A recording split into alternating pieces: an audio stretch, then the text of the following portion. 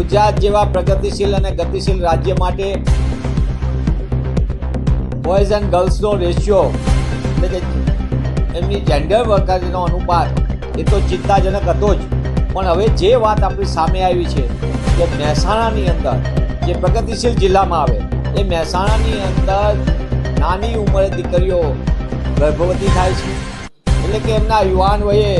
એટલે કે સગીર વયે એમના લગ્ન થયા હોય અને એ માતા બને તો એના કારણે આપણે જોઈએ છીએ કે સમગ્ર રીતે માતા જ જો આ રીતે હોય નાની ઉંમરે તો બાળકોમાં પ્રશ્નો નિશ્ચિતપણે થાય, એટલે કે એને એનેમિક બને, બાળક પણ કુપોષિત જન્મ લે અને બાળકના સર્વાંગી વિકાસ ઉપર પણ અસર પડે, માતાની પણ તકલીફો થાય અને દીકરી જે જન્મ લેતું બાળક છે એને પણ તકલીફમાં મુકાય। ત્યારે આ આંકડો મહેસાણા જેવા ગુજરાત આખું પ્રગતિશીલ એમાં મહેસાણા જિલ્લામાં જે પ્રગતિશીલ જિલ્લો છે તેના આંકડા ચોંકાવનારા છે। આરોગ્ય વિભાગ કરોડો રૂપિયાના ખર્ચની જાહેરાત કરે છે,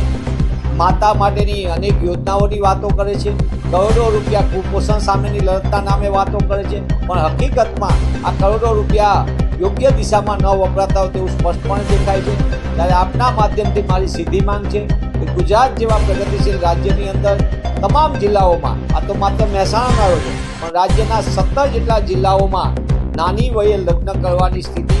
એની સાથે નાની વયે માતા બનવાનું અને એના કારણે બાળકના ભવિષ્ય ઉપર પણ મોટા પ્રશ્નો ઊભા થાય છે। ત્યારે સરકારમાં જે ગૃહ વિભાગ અને એની સાથે બાળ અને મહિલા કલ્યાણ અને આરોગ્ય વિભાગ એ સંયુક્ત રીતે જો ધ્યાન રાખે અને આગામી દિવસોની અંદર સાચી દિશામાં કામગીરી કરે તો મને એમ લાગે કે આપણે માતાને પણ બચાવી શકીએ સારી રીતે, એ સ્વસ્થ બને અને સાથે બાળક પણ જન્મ લેતું હોય એ પણ સ્વસ્થ બને, તો જ ગુજરાત સાચા અર્થમાં સ્વસ્થ અને સક્ષમ બનશે।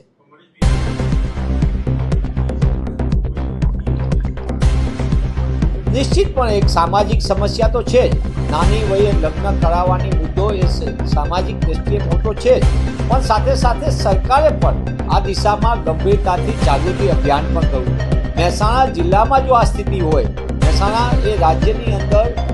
જે પ્રગતિશીલ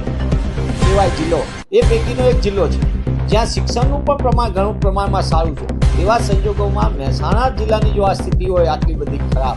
તો મને એમ લાગે કે રાજ્યના અનેક જિલ્લાઓમાં કેટલી હદે ખરાબ સ્થિતિ હશે એ આપણે કલ્પના કરીએ તો પણ આપણને કંપાળી છૂટી જાય છે।